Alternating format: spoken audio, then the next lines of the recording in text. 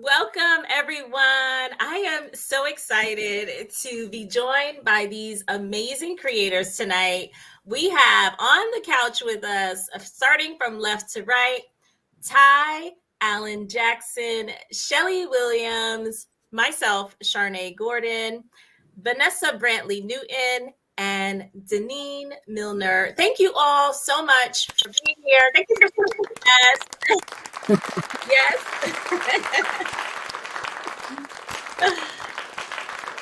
Oh my gosh. Yes. It's going crazy. All right. We are going to get started right away. We are going to open up tonight's show with a song from Schele Williams' book.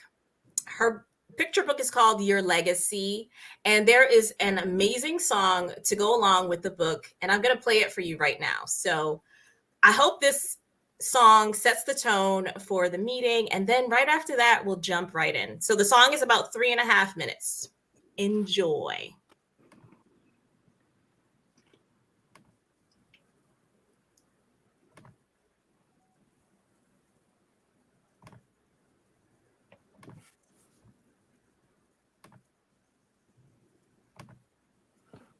As long as technology is okay. Here we go. In the morning, I will rise. I will walk with my head up high. I will rise and sing my song. With my eyes up to the sky. I'll sing it loud and clear. I know for certain that people could fly. I'll sing it proud and strong. If they could get over, so can I. In the morning, I will rise. I will walk with my head up high. I will rise and sing.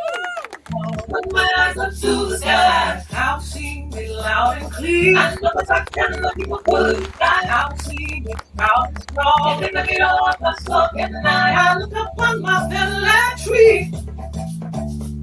I see the gifts passed down to me. I know I can be anything. This freedom is my legacy. There's nothing that I cannot do. The ancestors have seen me through. No man cannot hinder me. This freedom is my legacy. I got love, intellect, determination, courage. I got brilliance, ingenuity, strength, grace, and dignity. I got love, oh, you know I got love, intellect, determination, courage. I got brilliance, ingenuity, strength, grace, and dignity. I can lead like Harriet Tubman, one that lived in me, sail away like Robin Swan. Wisdom is my legacy. An engineer like Benjamin Bradley, one that lived in me. I will change the world, I will honor them all. Wisdom is my legacy. Sail away like Frederick Douglass, one that lived in me. I can be clever like Henry Box Brown. Wisdom is my legacy. Find my way like William and Ellen, one that lived in me. There's nothing that can take my crown. I am royalty cause I got love. Intellect, determination, courage. I got brilliance, ingenuity, strength, grace, and dignity. I got love, oh, you know I got love. Intellect, determination, courage. I got brilliance, ingenuity, strength, grace, and dignity. I look upon my family tree. In the morning I will rise. I see the gifts passed down to me. I will rise and sing my song. I know I can be anything. I'll sing it loud and clear. Freedom is my legacy. I'll sing it proud and strong. There's nothing that I cannot do. I will walk with my head up high. The ancestors have seen me through. With my eyes up to the sky. No man cannot hinder me. I love us up 10 the people could fly. Freedom is my legacy. If they can get over, so can I. This freedom is my legacy. legacy. If they could get over, so can I. This freedom is my legacy. If they could get over, so can I. This freedom is my legacy. If they could get over, so can I.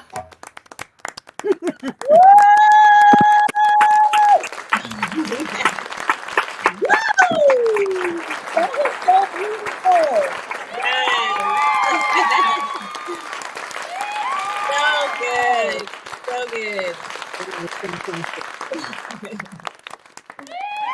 Yes. Amazing. Schele, we have to ask, who is she? The singer, who is the woman? So Crystal Monet Brown is a Broadway star. She's got several albums. I know her from the Broadway world. She's my favorite voice. She's a brilliant writer. She's a very good friend. I know from, having little children that music reinforces ideas. Mm-hmm. My background is in theater. So I knew that when I wrote this book, I wanted to reinforce the themes of the book. So I commissioned Crystal to she saw a very early copy when it was just a Word document. And I said, girl, can you write a song? Because I want it to represent joy. I was like, I want a song that is Black joy, because the book is about our enslaved ancestors. And everyone goes, oh, when you start that conversation, I was like, no. Yeah. This conversation is about how we succeeded, how we thrived, how we survived. Yes. It's about our ingenuity and our genius. That's the story of our enslaved ancestors. So let's celebrate that. So that's what I was going for. Right. Yes. Love it. And what a beautiful way to kick off this is Black Children's Book Week, in case nobody knew. But this is the brainchild of Veronica Chapman. We have to give it up for Veronica for having this amazing idea to have this amazing week. Yes. where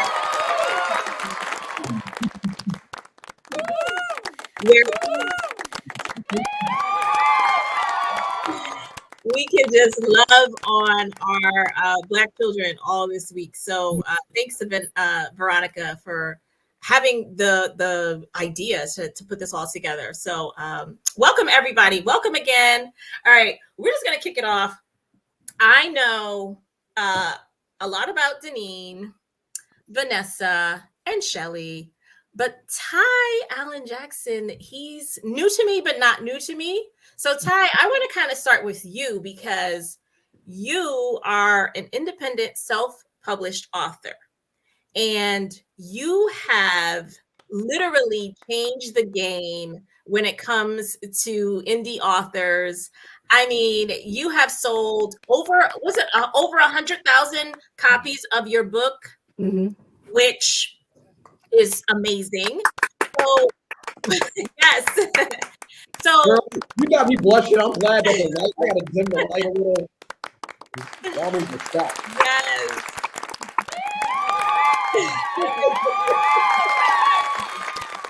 And when I was doing my research on you, I saw, recently you posted a reel that since you started creating reels on Instagram, your revenue has exploded. So let's first dive into why self-published, right? Instead of going the traditional route.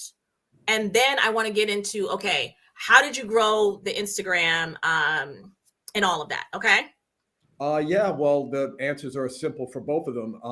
I became self-published because no one would publish my works. I'm sure we all know the struggle of submitting our manuscripts to umpteen agents and publishers. And I submitted my Danny Dollar manuscript, my primary book that I've sold 85,000 copies of alone. I submitted that to 147 agents and was rejected 147 times before I decided, okay, I'm not going to let 147 strangers dictate my success. I decided to find out how to start my own self-publishing company. I named it Big Head Books. You can see why. And all right, come on, that was funny. And as they say, the rest is history. Of that book alone, I've sold over 85,000 copies. It's been turned into a play. It's been turned into a serial story, and it's currently the foundation of a program called Danny Dollar Academy, which is a financial literacy program that's now being run by the Federal Reserve of Cleveland. That, I mean, Yes. amazing. Like you are, yes.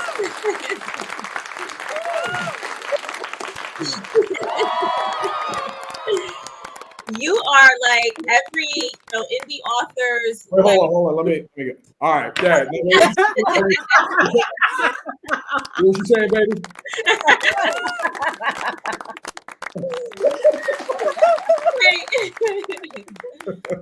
Okay, so how are you doing that, like marketing wise? How are you doing that? So it's really simple. As an indie author, I'm sure you know it's hard to get into bookstores and Barnes and Nobles. That's the traditional way. Right. And I asked myself a very simple question. What's my objective? Is my objective to put my books on bookshelves or put my books into the hands of children? It's putting them in the hands of children. Well, where are children? Children are in schools. They're in youth organizations. There are YMCAs and Boys and Girls Club. I don't need a bookstore for that. All I need to do is knock on the doors, and that's exactly what I did. And I would reach out to schools, youth organizations, and because my book Danny Dollar promotes financial literacy, I also knocked on banks, credit unions, investment centers, so anything involved with those institutions, and they would buy 100, 500, 5,000 copies a pop. And so, and that's exactly how I got started. It's really very simple. Our objective is to put our books into the hands of our readers. Bookstores I don't need, not to mention they're going to take 50%. Mhm. And and the United Way is going to take substantially less than that and hire me as a contractor to go and speak on their behalf to promote the book. Okay. Yeah. Amazing. All right, now Instagram. So we were chatting. You and I were chatting on Instagram, and you told me that you hired a college student. Yeah. Who helped you grow. She gave you some, or I'm not sure if it's a he or she. I think you said it was a she. Yeah. That she gave you some tips, and so can you enlighten us for people who might be interested? What did she say, and what kind of tips did she give you? So I was at about 6,500 followers on January 1st, and I vowed that I was going to step up my social media game. I've always been relevant, but I haven't been creative. Really just doing the basic same old things. So I found this woman who was local. I actually posted a post on Facebook asking, I need help with my social media. And this young girl replied. She's 20 years old, a sophomore, I think, at a local college. And I hired her. She came here and she taught me how to do reels. And reels are kind of like, the video form. You've all seen them, or at least or you've all seen them. And just gave me the courage and confidence, talking about what times to be able to post, how long and short to make them, and just being consistent. And so I try to do at least 2 to 3 a day. And from January 1st to right now, I went from 6,500 to 16,300. And my revenue is almost doubled, not just in book sales, but visibility from speaking engagements. So I actually just did a speaking engagement today, and I've been like really consistent with, doing my post, try to have as much fun as possible, separate myself from the stigma of what an author is. I'm trying to be fun and energetic, have good energy and boisterous and loud, and it's working. It's hard to argue the results. Like I said, I almost doubled all of my revenue in every capacity, and even so in speaking engagements. So amazing. All right, I'll come back to you, Ty. I want to go to Vanessa real quick. Vanessa and I, before this started, Vanessa, first of all, introduce yourself, and then we'll get into the controversy that we were talking about earlier. Absolutely. My name is Vanessa Brantley-Newton, and I am a writer and illustrator of children's books. I am in North Carolina, and it is just a joy to be here on this panel with all of these wonderful people. So I'm excited to be here. Yes, we are so excited to have you. And look at all the love that you're getting right now. Love it. Thank you for the love. Thank you. Yes. And we have a surprise announcement at the end of this. So if you stick around to the end, you'll hear the surprise announcement. It does involve Vanessa. So stick around. Be sure to stick around to the end. Okay, so Vanessa, you have a children's book is already out. It's called The King of Kindergarten. And the sequel to that, the companion book, is coming out in May called The Queen of Kindergarten, which I'm so excited about. But you and I were talking and you said, yes, you said that there was some controversy surrounding The King of Kindergarten. Can you talk a little bit about that? Absolutely. Derek Barnes wrote this fabulous book called King of Kindergarten. And I had the awesome pleasure of illustrating the book. Derek and I have been working together for years. And he's told me about this book, and I'm so excited we do this book. And the book comes out, and a couple of months later, you're checking Amazon, and there is a negative, comment about the book. And it says, do not buy this book because it promotes Black boys falling in love with white girls. And I kind of like, huh? And the picture that they're referring to is when the king is sitting at the round table, and it's a little white girl on the left side of the page and a little white boy on the right side, and a little Black girl in the background with the teacher. And the mother went on to say, this book was not a healthy book. This is, again, Black people kind of, not doing what we're supposed to do and putting their children in harm's way. And it was so funny because Derek has always had in his mind doing King or Queen of Kindergarten. And so to be able to have that now and see that little Black girl that you saw in the background, now the Queen of Kindergarten, it's sending a message. And the reason why I put that little Black boy in the middle there was because I wanted him to know he can rule whatever world. Doesn't matter whether it's Black or white. That's it. That he knows who he is and that he can do whatever he put his mind to do. And so the struggle, and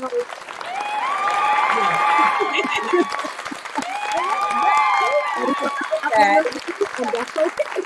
But to get back at that was the most awesome thing, was to see that little girl's brown face on the cover of a book when they tell us that Black children's faces on the cover of books will not sell. Right. This is apropos. It's everything. Yeah. Denene, you were saying something. You said people know how Black Derek is. Like, Derek is straight up like at all times Black as you know what. Right. So what on earth would have anybody question that brother's motives when it comes to celebrating Black children? That is absolutely insane. It is. I've never heard anything more ridiculous in my life. It is. But it was very, very controversial in that there were some people on Instagram who actually started questioning the same thing. Why is the little Black boy sitting there with the little white girl and playing with the little white girl, not playing with the little Black girl? Oh dear. Oh, God. It was such craziness. It kind of, almost threw me off a little bit, because I was like, well, am I not seeing Right. properly? Something wrong with my eyes. Right. And it was, like I said, my intent was to show this little Black boy, it doesn't matter.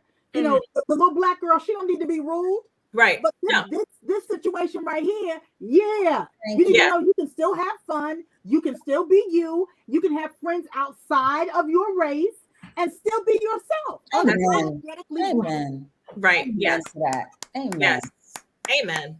Well, I mean, the book, it did well though, correct? Or did that hurt your sales? Nope. New York Times bestseller. Okay. Yes. Yes. In spite of all of that. I'm so sorry to hear that. I really am. Yes.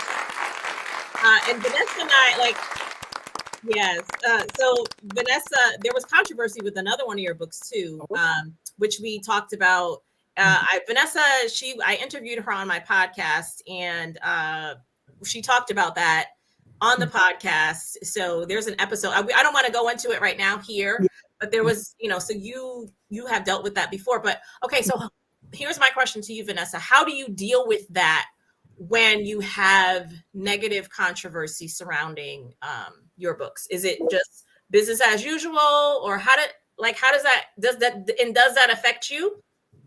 You know, I'm a human being. Of course, it affects me. I mean, definitely. But the thing that I've learned now, almost being 60 years old, Nessa don't give a crap no more. I just don't. There it is. I There don't, it is. because I feel like this. If it bothers you that bad, you pick up a pencil or a pen and write your own book. Right. Write your own story. You know, it's the same thing. It's how I feel right now with all of this banding of Black books. Yes. You know, books about our stories and everything else. It is, listen, if you don't like hot dogs, don't buy hot dogs. Right. If you don't like pastrami, I like pastrami, but you don't got to eat pastrami. Right. That is my attitude about this. I cannot let this negativity, and that's what we want to focus on. A lot of times is the negativity, and I'm not a negative person. When I see Right. negativity, I tend to go the other way. The other thing is I keep my mouth shut. Right. Because I find that that's what people want you to do is argue with them. That's I'm right. not an argumentative person. I'm still 5 years old, y'all. I'm still 5 years old. I'm looking for the fun. I'm looking, who can I play with next? Who can I have a good conversation with, hug you, uplift you, encourage you, make you feel good?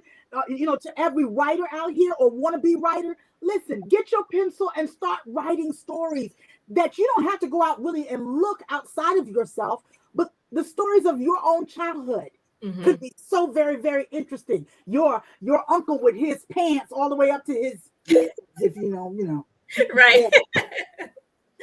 Uh-oh. Vanessa. No. Yeah. Vanessa. All right. We'll try to get her back. Oh, There I go. But you know, right about that aunt with the hat, and that can make a really great potato salad. I wish somebody would do a potato salad book. I'm tired of hair. Tired of hair. Let's talk about some other things. That's right. right. You know, so I'm just open. So the negativity, it just rolls off now. I really take it with a Let grain it of roll. There we go. Mhm. Oh, I love that. All right. Schele, Mhm. let's move on to you. You are a brand new author. Picture book, your legacy is walk us through why you chose this book and what you hope readers will get from it. I started this book actually as an attempt to have a conversation with my daughters about their enslaved ancestors. Mm. And I thought that they deserved to learn about them from me, because when I learned about it in school, I was horrified. You know, we had that little chapter in school. We saw our people in chains. We saw the little film with speaking broken English, and I felt shame and I felt embarrassed, and I didn't want to talk about it. And I felt like all the white kids looked at me like it was, I didn't know what to do with that. It Mhm. was traumatizing. And I wanted to talk with my kids, but I didn't know enough to talk with them about it, because I kind of just put it away. And I talked to my friends and I'm like, what did you tell your kids? And they're like, girl, I didn't have that talk. You know, like nobody kind of had the shortcut. Yeah. And then I started doing some research, and I realized that before I talked about what happened to them, I wanted to introduce my kids to who they were. And so I realized that the story about our ancestors doesn't begin on the shores of America. Right. Our story begins in Africa, where our people were free, where their families were together, where they thrived, where they developed nations and cultures and kingdoms. Yes. Because that is who they were when they got to America. It was that genius they brought with them. It was the genius of being brought to a country separated from everyone you knew, and then being put together with people who all spoke different languages. They're all from different countries, Caribbean islands, and then creating a language called Pidgin. I was like, they were so intellectual. They created a language. language. You know, that's the genius. I was like, I thought these little bits of English were because of ignorance. I didn't realize they spoke their own languages. Mhm. I was told a tiny little part of the story. Yes. Right. I saw them in fields. I didn't realize it was their genius in those fields. I thought that Africans were genius farmers. Yes. You know, all of these tools that were invented by enslaved people were not allowed to get patents. Right. They were not allowed to build generational wealth. Other people benefited from their genius. That's our birthright, that brilliance. You can take away our money, but you can't take away our brilliance. That's it. Passed down to us. So then I got excited. I was like, whoa, let me tell you about your enslaved ancestors. Story for you. And that got me, it made me want to celebrate their joy. So that's why I wrote the book, because I wanted to turn something that made me feel shame and turn it into something that I want to shout from the rooftops. That's right. You know, I want my children, when they crack open that chapter in history class, to go, oh, no, let me finish the story for you, because that's just a little part, and correct the record, because our kids deserve to know the whole story, not the little bits they want to dole out to us. So I think of this book as the first conversation. And then my hope is that families will then tell their story, that we begin to fill it in with the brilliant people that we come from, that each individual, we open up the conversation and start talking about the aunt who makes the good potato salad. And Right. with the hat. Because that's us. That's our genius. Right. That little bit of something that made something that we passed down. Yes. We got to celebrate all of that. So that's why I wrote the book. Right. Love it. I have a feeling we're gonna see a potato salad book 2023. No, maybe 20. It takes about 18 months. 2024, we're gonna see that. We're gonna see somebody with a potato salad book. All right, Denene Millner. Oh my gosh. Amazing. First of all, not only is Denene Millner, yes, not only is she an author, but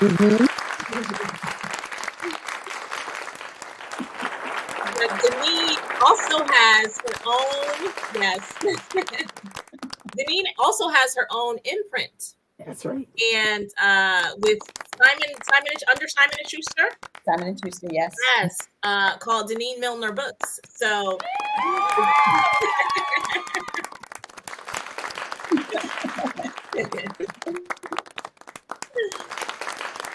yes. So Denene, what I want to know, the first thing I want to know from you is, did you approach Simon & Schuster and said, hey, I want to have my own imprint underneath you? Did they approach you? How did it go down? So I approached, originally, my original publisher was Agate Publishing out of Chicago, a small independent publisher that does some amazing work. At the time, the publisher, Doug Seibold, had done a book with my ex-husband, and I kind of, and he came to town to visit and take my ex-husband out for dinner. And I was like, you think maybe I could just like kind of come to dinner and pitch this idea to him? Because I was running a website called mybrownbaby.com. It was a parenting website that had a huge audience. And Derek Barnes and I had been talking about what kinds of ways could we tell stories that stretch outside of the typical narrative that we kept seeing repeated in traditional publishing. And so I went to that meeting and I said to Doug, hey, I have always wanted to write children's picture books, but whenever I pitch them, I'm told that, like the editor doesn't understand it. They, nobody's going to read it. Nobody's going to care about that particular subject. And so I'd like to start my own imprint, not for the benefit of publishing my work, but because I know as an author, I'm not the only one who gets rejected over and over again for telling everyday stories about potato salad and little boys getting haircuts and, little girls going on walks with their mamas. That's outside of, like the very typical narrative that we kept seeing over and over again in the books. And Doug came to that meeting with the same idea. So he was like, okay, this is crazy because I came here to ask you if you would be interested in doing this because he saw the success with my website. And so we talked about it and noodled over it for about a year.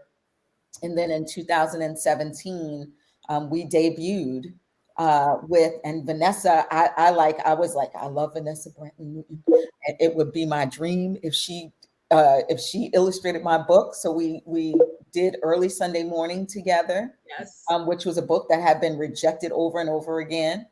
Because it's about a little Black girl getting ready for church and her big church solo. And, you know, all of these editors were saying, people go to church and you start getting dressed for it on Saturday and you get haircuts and, you know, whatever.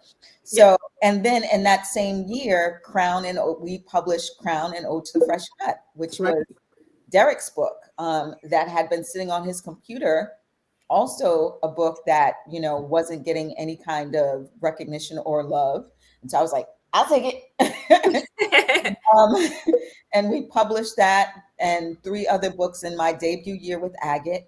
And Crown went on to win every major award that could be won for a children's book in America in 2018 to 2017. Yeah.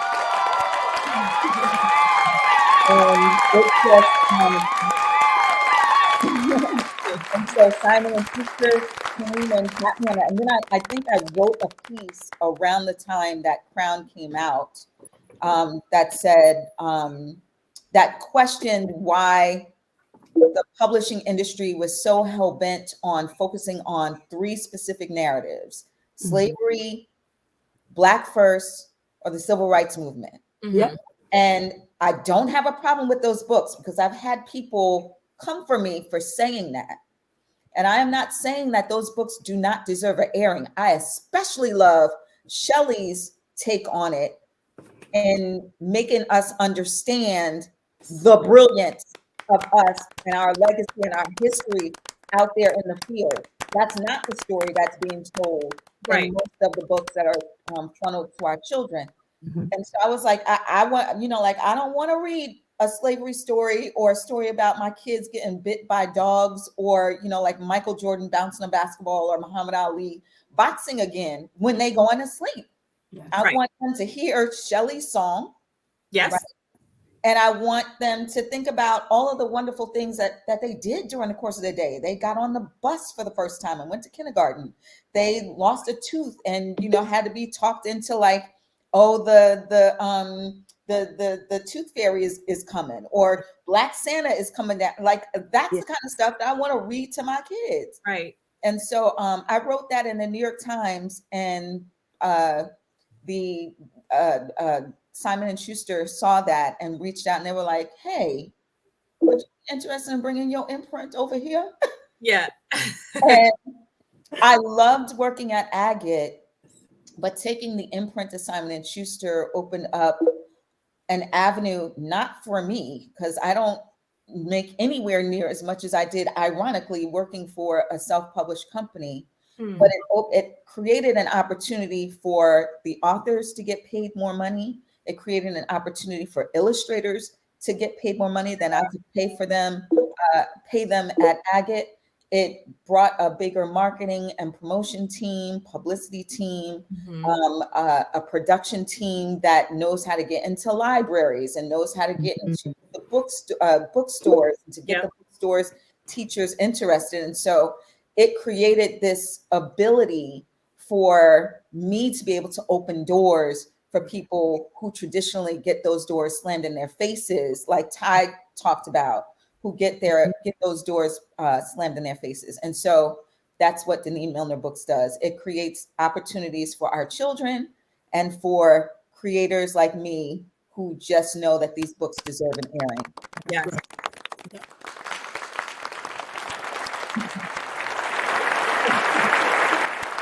And so amazing. So I think naturally the next question, we probably have some aspiring authors on here.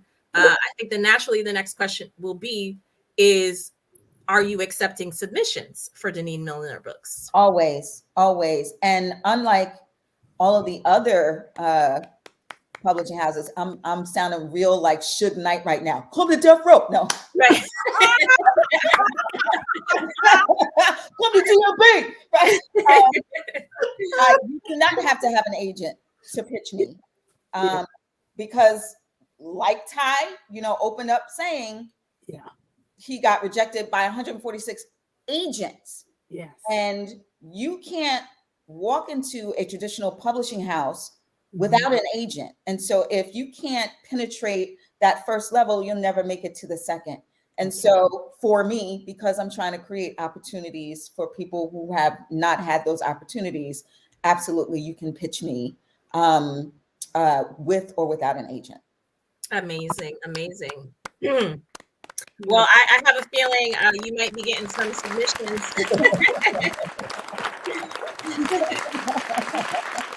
Amazing.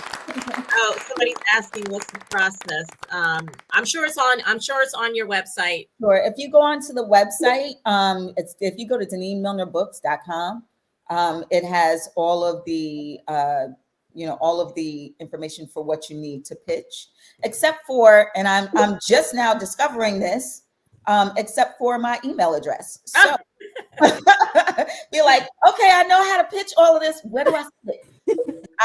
I'm going to go ahead and have that fixed. I don't have access to the website. Simon & Schuster does. But for everybody here, it's Denene@mybrownbaby.com. It's my personal email address where I am guaranteed to see it, as opposed to my Simon & Schuster address. We have a love-hate relationship. So send it directly to me. Denene, DENENE @mybrownbaby.com. Perfect. Thank you so much, Denene, for doing that, for opening up the door for others. Just amazing. But I don't want to, she also is an author herself. So let's also shout out your books, Denene. And before we get around to Q&A, I know an hour goes by so fast. I'm looking at the clock. I'm like, oh my God, 7:40 already. Before we get into Q&A, I will take a couple of questions from the audience. I want each of you to go around and say what you're currently working on, anything that you are allowed to share. So Denene, do you want to start first? Yes. So I don't want to talk about my books. I want to talk about some new stuff. Okay. Coming out on, this is Stella. Yes. Stella Keep the Sun Up. And this is my love letter to little Black girls like my daughter Lila, who loved Eloise and Olivia and Fancy Nancy and wanted to see a little Black girl being as precocious and fun and a little nutty and a little wild as the white girls that they saw. Is I'm not going to call her my Eloise or my Olivia. Stella is Stella, but Stella is a precocious little girl who decides that going to sleep at night is for suckers, and she's going to try and figure out how to keep the sun up in the sky so she doesn't have to go to bed. And so the whole book is Stella trying to figure out, and her little sidekick Roger trying to figure out how to keep the sun up in the sky so that they can avoid going to sleep.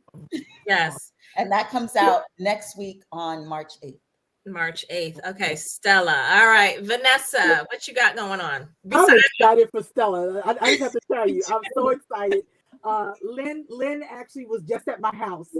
No kidding. And I'm thrilled for this book, but I totally agree with Denene. In a really short way, I wanted to say, Denene and I met in Georgia at a conference, and we were talking about Black mermaids.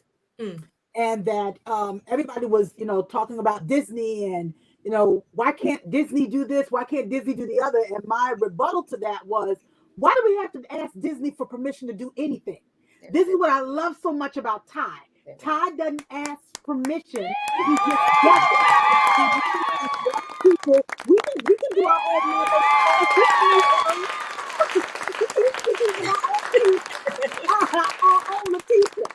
whatever.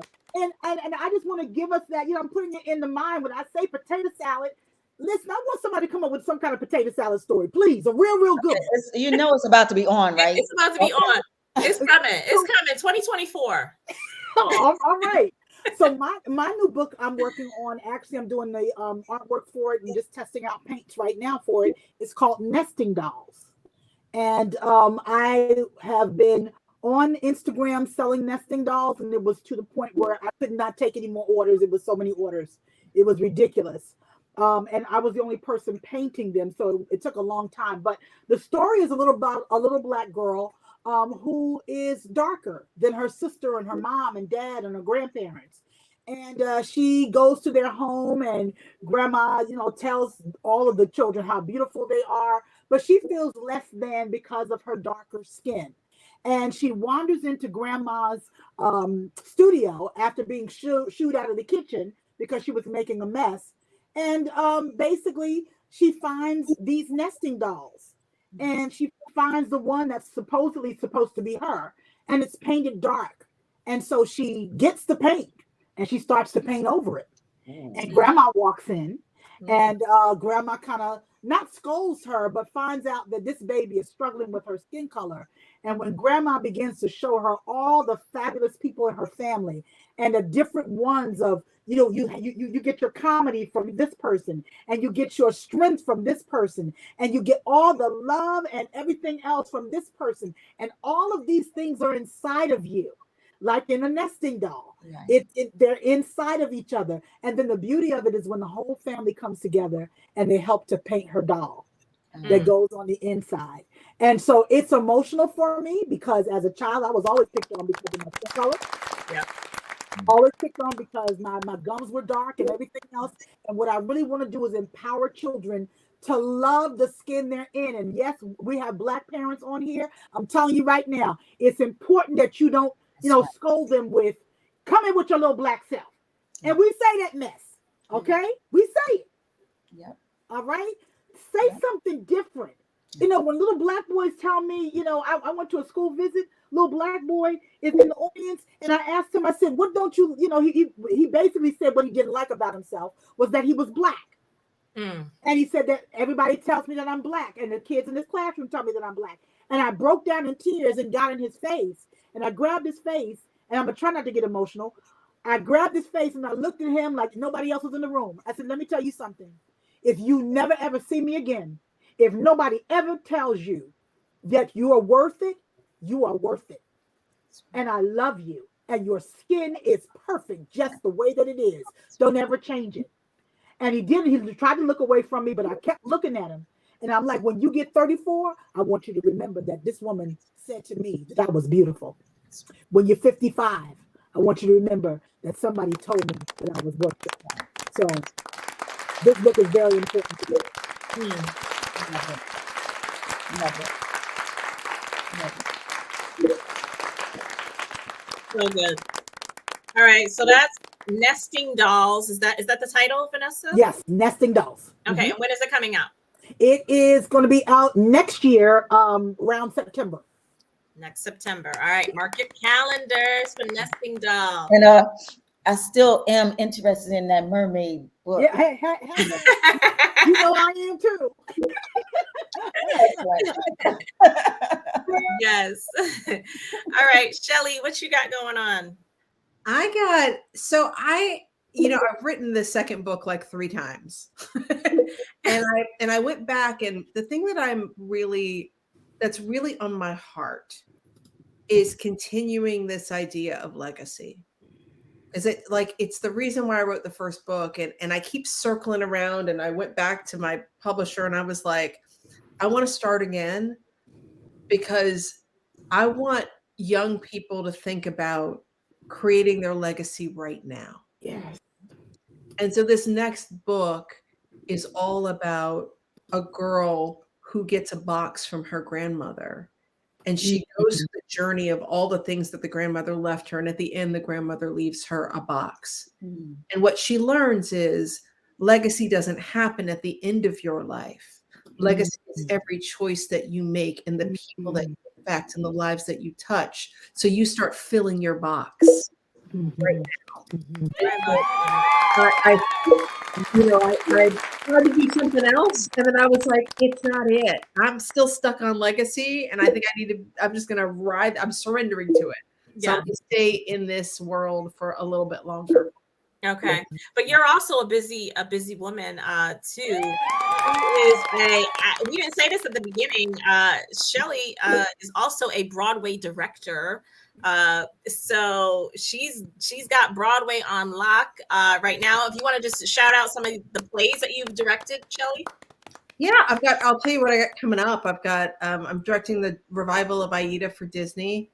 I'm directing the revival of The Wiz that's coming to Broadway. And this season I have The Notebook, the Three musical, and Mandela the musical. Yeah, Schele, I need some tickets. I need Broadway tickets. I'm so excited to finally be going to shows again, and finally it's been a long couple years, and really great to be back to work. Yeah. Okay. We'll talk offline about the tickets. Yes. Okay. Mr. Ty Allan Jackson, what you got going on? First, can I acknowledge the power and the joy and the beauty of the Black women in this room? Can I just acknowledge, I can't even put into words how proud I am to be on this virtual couch with just greatness. There's no other way. And mind you, I also just want to personally acknowledge, because I don't know the other ladies, but Vanessa Brantley-Newton is my mentor. She is my hero. She is my sister. She is my love. She is probably the most influential person in my life that I've never met. I want to thank her. She doesn't even know how much she means to me. So I thank you for you just being you, because you are a gift. And I thank you for being a gift in my life. I'm in promo mode, and when you're an indie author, you're always in promo mode. You know, ABC always be selling. So I'm working on sequels right now to my first book, Danny Dollar. But this book actually, The Super Duper Kid, is being adapted into a musical here in Western Massachusetts, where I live. And I'm also working with, I can't say his name, but I'm working with a star on Nickelodeon who is looking to adapt this into a movie or series. And I'm also working with Lynn Sutherland, who is the only female Disney director of an animated feature film. She directed Mulan 2, and the next project she's working on is getting this adapted also into a movie. And outside of that, I'm just pounding the pavement. I think what really matters in the world of literature is showcasing the real stars, and that's the authors. Our children want to be able to emulate a LeBron James or a Beyonce or a Taylor Swift because they see them, but it's hard for them to acknowledge the greatness that's in this room, because the world of literature does not exalt the real stars of literature, and that's the authors. So I'm always going to schools. My TikTok and Instagram videos are fun and engaging because I'm trying to create an energy so that kids can want to emulate me, not about me, not moving me out of the equation, but saying that I would like to be an author like Ty Allan, say that I would like to be an illustrator like Vanessa Brantley-Newton, because that's how we're going to really pull our kids into this world of literature, by showcasing the people who are really, truly behind it and putting that to the forefront, bringing our children so that they can become better versions of themselves. Yes. So good. All right. I do want to be respectful of everyone's time. Does anybody have to leave right now? Any of the people on the panel? No. You got to kick me off this couch. Okay. Because I did want to take a couple of questions from the audience. So let's see. Veronica, you still here? Okay. Hey. Okay, there we go. So if people have questions, do they just put it in the chat box, or how does that work? So you can do it one of two ways. If you have questions, you can either click step to the mic and ask the question. And then after you're done asking the question, click on return to audience, or you can put it in the chat. But I think people can just step to the mic, and you don't have to. Some people are like, my hair is not done. If you don't have to put your camera on, keep your camera off. Do you? Okay. All right. Bye, y'all. Okay, bye. So yeah, there's in the low. Well, on my screen, it's in the lower left-hand corner. It says "Step to the mic." You can press that button if you want to come up. Okay, so I see we have somebody here. Is it Liberation? Yeah. Okay. It's Victoria. Is it Victoria? Oh, sorry. Unmute yourself. She's muted. Yeah, right. you can unmute yourself. Unmute Hey, yourself. y'all. Okay. Hey. Hi, my name is Victoria Scott Miller, and I actually own a bookstore called Liberation Station. And I'm not on here to really ask a question, but I do want to say something to each of you. And I'm going to try to do it without crying. I just wanted to say that I wanted to thank each of you for your deep commitment to combating our erasure.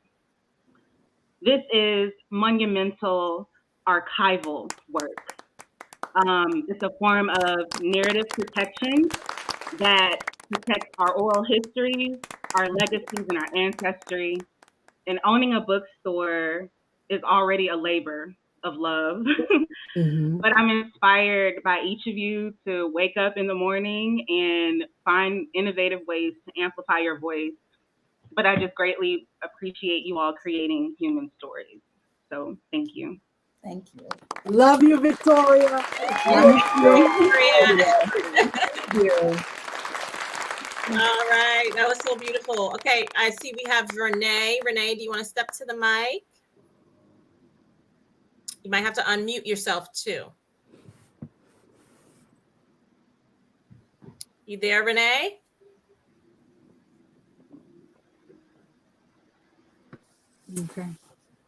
Okay, so maybe okay, here we have a question. What's the best creative process? Oops, it went away. Hold on. Y'all popping questions in the chat. I'm trying to keep up. Okay, hold on. It went away. Oh, what's the best creative process for a new writer to turn an idea into a story? And that came from Yvette. So I don't know who wants to take that question. Best creative process for a new writer to turn an idea into a story. Anybody? If I may, Sure. The hardest part about going to the gym is going to the gym. Once you get to the gym, you're fine. Writing is the same. Don't overthink it. Put the pen to paper and let your imagination go. Like, that's my struggle. My struggle ain't getting into the gym. I mean, my struggle isn't working out. My struggle is getting to the gym. Sit down, say, I'm going to allot this time, and I'm going to give 30 minutes, 20 minutes, 10 minutes, and I'm just going to put pen to paper, and maybe you just doodle, but you're getting started. And once you get started, something will spark. It's how it works. So don't overthink it. Just put pen to paper and start going. Okay, love that. And I would add, just get your hands on as many children's books as you possibly can.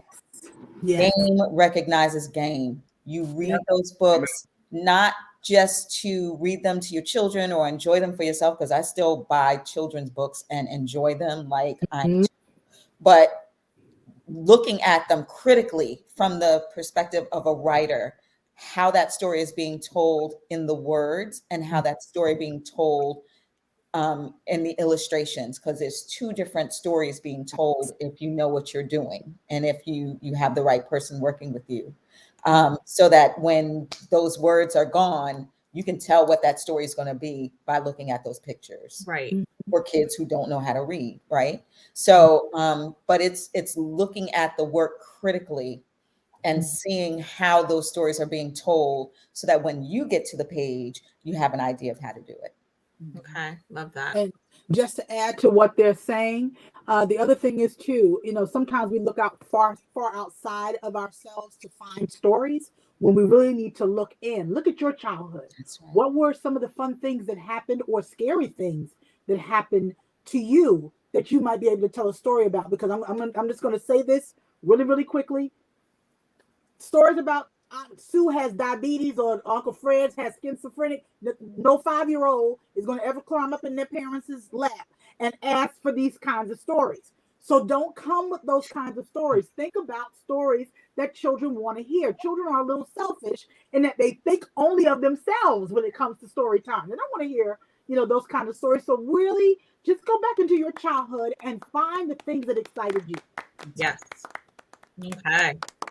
Schele, did you have anything else to add, or you good on that question? Yeah, I'm still a student. I've read one book, and every time I'm on a panel, I'm like taking notes and soaking it in, because this is a new world for me. And what Denene said about reading children, I have more children's books now than I ever. And what is amazing is that the children's books, they break it down to the essence. Yes. All of a sudden it was like, I kind of needed that. Now I'm 50 and I needed to be reminded of that little nugget right now. Right. It really kind of takes you back to the fundamental things that really matter. Those are the things that we were teaching our children when they were young, what really mattered and what to be reminded of. Yeah. And so it's been a joy to build this library of my kids are 10 and 11, and I keep bringing them. They're like, Mom, I can read chapter books. I'm like, no, we're going with this one. Like it really is. There's so much to learn from, but also to receive. Yeah, reading these books. Right. Love that. Okay. Jasmine, I see you down there. You want to step to the mic and unmute yourself? Yes. Okay. I was laughing at Vanessa when she was talking about Uncle has schizophrenia, because I'm a mental health professional. I would never write a book like that. I work with kids, but I have written a book and a half. I'm working on another one. I have an idea for this series that can be used as bibliotherapy for children of color by therapists of color. And I guess the biggest deterrence for me has been finding someone to illustrate these books.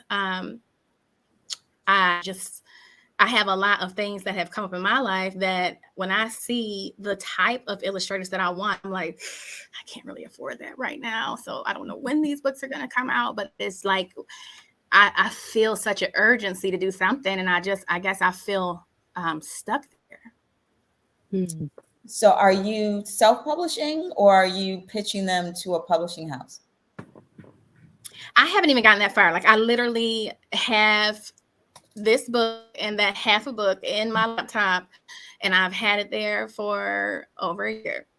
Okay. So if you are going to self-publish it, then you need to find an illustrator to illustrate it for you.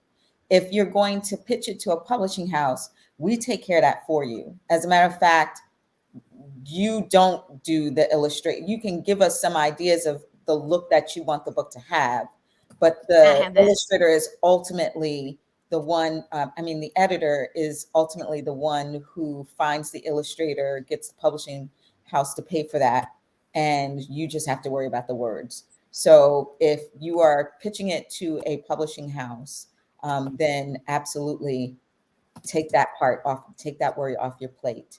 If you are looking to self-publish it, I bet you Ty could tell you where some good places for you to go and look for illustrators. I would also try the Society for Children's Book Writers and Illustrators. SCBWI? Yeah. Because it's full of people who are established in the industry, but it's also full of people who are looking to establish themselves in the industry. And I'm sure that you could network with folks in that group to find an illustrator who might be willing to partner with you at a discounted rate. You could think about it differently in terms of okay, hey, I can't pay you, whatever this rate is that you have in mind, but maybe I can give you a percentage point of, what the sales will be. And that way they are making money on the back end, which is how I used to do it at Agate. So, there's all different. And then the way that I find illustrators, because again, I'm trying to find new folks and put new folks on.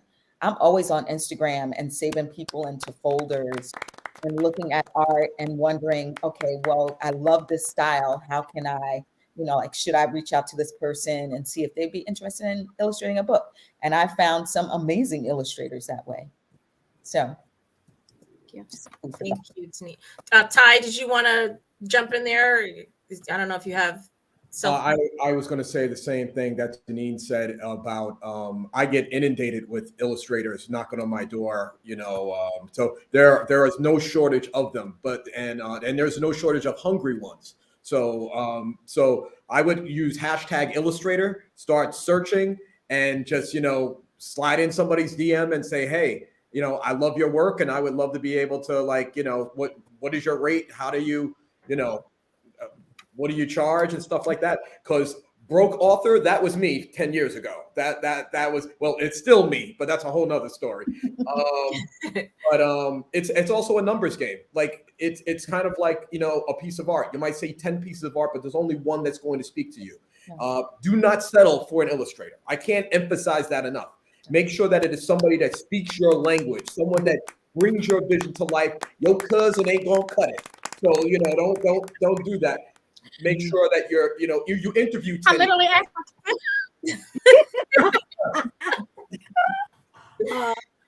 It's the biggest investment that you're going to make is getting a good illustrator. You know, and if you got a vault, then you can knock on Vanessa Brantley-Newton's door because she ain't playing. You're right. But I would just slide in the DMs of a bunch of people on Instagram, and I'm sure you would find somebody great. Mm-hmm. Yes, we all want Vanessa to illustrate our books, right? We ain't got that kind of money. I'm just going to say, you know, to add to what Ty and Denene have both said, you know, as an illustrator, I'm constantly being direct messaged to, you know, hey, can you do my book? And people really just don't know. They don't have any knowledge of how to hire an illustrator. And so, yes, it's good to join things like Schele Journal and scbwi.org, where you will kind of be in touch with people who are trying to grow their audience or try to get work as an illustrator. And so don't be afraid to look into art colleges to see what students are trying to build their portfolio. Mm-hmm. It's a great trade-off. You get to use their work and they get to say they worked on a book, you know, so definitely try that out as well. There are places like Fiverr, I think it is, Fiverr. Fiverr.com. Try them out. There's a lot of great illustrators on there as well who are not going to charge you an arm and a leg, you know. So I'm just going to put it out there because I know there's some people going to ask. I'm so booked right now with books. I can't do anybody's book until 2026. So, and I'm on that list too. I'm gonna get my mermaid book though. You will get the mermaid book, and Ty already know he got it in. So wait, Vanessa, I want to end too. I mean, okay, all right. Everybody want to end. All right. Okay. So Jasmine, was that helpful? I missed that. I don't know the spelling on that one thing that Vanessa just said. Not the SCBWR. Yeah, FIVERR. No, not Fiverr. It was another one you said. I don't know. Schele Journal. Oh, Schele Journal. Oh, yeah. KWELI, right? Mm-hmm. Yeah. Journal. Yeah. A great resource. Yes, it is. I found Cosby Cabrera there. Yes, very good.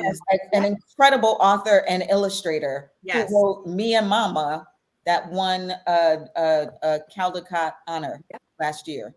She bad. Yeah, and she is. And she got an amazing book coming out. But anyway, okay. All right. So Jasmine, you good? Yes, ma'am. Thank you. Okay, awesome. All right. We'll take two more. We'll just take this last two, and then we're gonna wrap it up. Vanessa's going to take us out, and then we got the surprise announcement at the end. Okay. Timmy, is it Timmy? It is Timmy. I just want to give a quick thank you to Denene, but I want to back up and say, Vanessa, you just mentioned something. Hi, Vanessa. Hi, darling. I just read your book last night with my daughter at a book read. It was, someone took our picture. I didn't know we were being watched, but anyways, Vanessa mentioned something about tapping into your your childhood and the things that you know. And I just want to say that that's something that I took home from the SCBWI conference where I met you, Denene. I sat in on some of your sessions in 2019. Wow. It meant the world to me. It was life-changing. It was life-changing. I went to this conference for 3-4 days, and everybody is going out for cocktails and hanging out afterwards. I'm up in my room taking notes. And I dug deep within me and came up with this manuscript that I know is perfection. Oh, and Denene, you need to read this. I'm sending this to you. Come on now. Since I went to that conference, I had 2 self-published books. Just this past November, I got my first traditional publishing deal with a local publisher. It's a book about diversity and in partnership with Crayola. Love it. Love it. And I'm moving along the trajectory because of the knowledge and the brilliance of people like you on this panel. Vanessa, of course, is my illustrator title. And I do illustrate my books. But Denene, you told me to dig deep within, and I came up with Nana's Magic Cornbread Spoon. Nana's Magic Cornbread what? Nana's Magic Cornbread Spoon. So I just put my email address in there. Reviewed, and it's ready for illustration. Okay, let's go. Not my illustration style. So okay, I understand that, but this story is all about a grandmother passing and the little girl in the family trying to keep the family together. And they always would come together around this cornbread. So she has to find a way to get this cornbread to work again because it no longer works now that Nana passed away. And the ending is just beautiful. So I love. Please. I'm sending it to you tonight. Please, thank you. Vanessa, I love you. Love you. Thank you so much. Hi. Amazing. I love it. No, I can't wait to read your books. I'm hyped. Yay. Thank you. Thank you, Kimmy. You're welcome. Yes. All right. Our last question, Paula. Hello. Hi. Can you guys hear us? Yes. Hi. First and foremost, thank you guys so much. So much for doing this. It means so much to so many people. I would, Miss Vanessa, someone would like to say hello. I will never forget the art session that she did with you, and you spoke to her. You said, let her know that Miss Vanessa sees her. Yes. And you just spoke to her spirit during that session. And we hold that near and dear to us. We are so excited for Stella. We are so excited for Nesting Dog. I just can't wait. My question is for Denene. And I wanted to know, with the flexibility of not needing an agent, is there room for authors who come with an illustrator? Now, don't get me wrong. I know that's that's like kind of touchy, but it's like, I got to ask. I have to ask. It's super touchy. It's almost never done. I don't have any examples of someone coming with an illustrator already attached, except the only times that I've actually in the books that I've been publishing since 2017 that I've even allowed people to let me know who they would like to illustrate has been like Carla Hall, the chef, and she had a very specific idea of what she wanted to see. And then I went and I found someone who fit the bill, who, by the way, was brand new, had never illustrated a book before. Same thing with Lynn Gaines, who did Stella. Like, I am literally out here trying to open doors for people who, just have not had the chance. I'm not saying that they wouldn't have had the chance, but they got a chance with me. So then the illustrator, but there's no guarantee that illustrator would be attached to the book, just because we're in this industry, we're experts at what we do, And there may be a different way to tell that story illustratively than what you have in mind. Mm-hmm. And that makes sense. Now, this question that I'm asking in reference to, I have a book that is written and I'm in the process. The illustrator is working on it.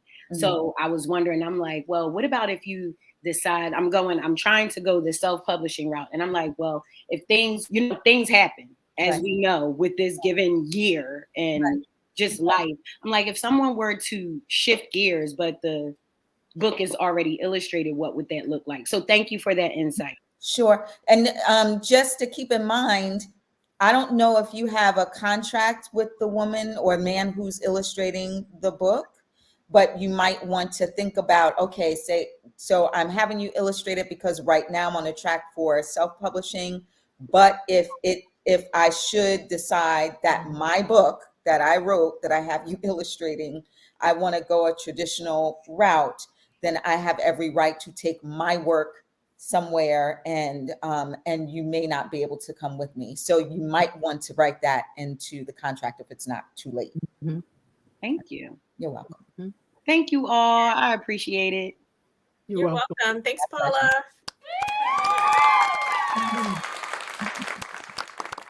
All right. So I know there's probably more questions out there, but we could literally sit here all night and keep doing this. But people got to go to bed. I got to get my kids in bed. To close us out, I have already asked Miss Vanessa Brantley-Newton to grace us with a song.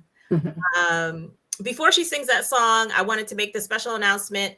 Next Wednesday night, we're going to do this again. So next Wednesday night, we're going to do this again. It's going to be myself, Vanessa will be back, and we are also going to be joined by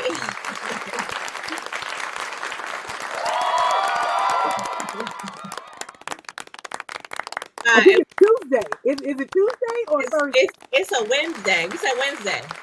Oh, okay. We need to talk. No. Sorry. No, wait. Hold on. Am I saying Wednesday? No. What did we agree on? We said Tuesday? It said Tuesday night. Is it Tuesday night? Yes. Hold on. Let me just check. Tuesday. Thursday. Oh, okay. We'll get that. Oh yes, Tuesday. Sorry, Tuesday. You're right. I had to go back and double check. Tuesday at 8:00. Tuesday at 8:00. We'll be right here again on the couch with Vanessa Brantley-Newton, myself, and Mr. Derek Barnes. So we are so excited about that. So if you are interested, I'll be posting it on social at some point. So that's going to be next week. We're going to be here again. Vanessa, are you ready to take us out in a song? I am ready. It was such a pleasure to be here with all of you. Thank you so very much for having us. And I want to leave you with something that's going to make you feel good. So here we are. Birds flying high. You know how I feel. Sun in the sky. You know how I feel. Breeze drifting on by. You know how I feel. It's a new dawn. It's a new day. It's a new life for me. And I'm feeling good. Fish in the sea. You know how I feel. River running free.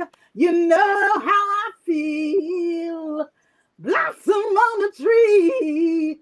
You know how we feel. It's a new dawn. It's a new day. It's a new life for me. And I'm feeling good. Out in the sun. You know what I mean, don't you know? Butterflies all having fun. You know what I mean? Sleep in peace when day is done. That's what I mean. In this old world, it's a new world. It's a bold world for you.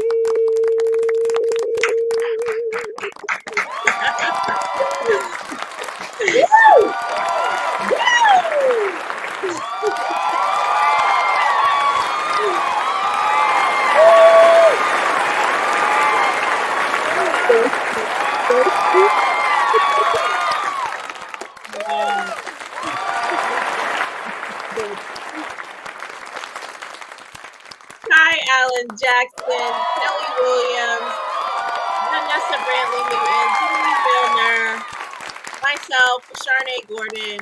This has been an amazing night. Thank you all for saying yes. This literally fed my soul tonight. So thank you. Thank you for your time. Thank you for your generosity. Thank you for your gifts. And thank you for writing and illustrating children's books to celebrate Black children and uplift them. So enjoy the rest of your Black Children's Book Week, everyone. And thanks again. Thanks, Renee. Thank you. You're so welcome.